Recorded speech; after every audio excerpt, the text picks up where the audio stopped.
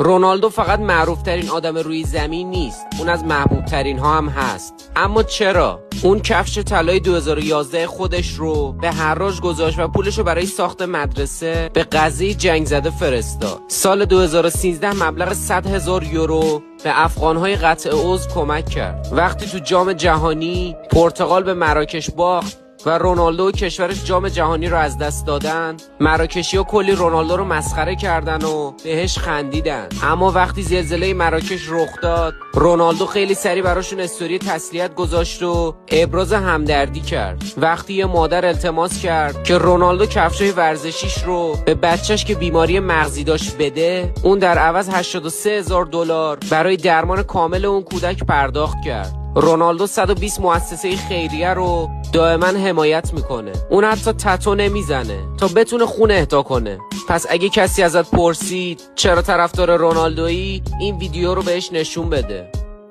اگه ما رو فالو نمی کنی احتمالاً دیگه هیچ وقت هم دیگه رو نمی بینیم. اما اگه دنبال میکنی بهت تبریک میگم. تو هر روز چیزهای جدید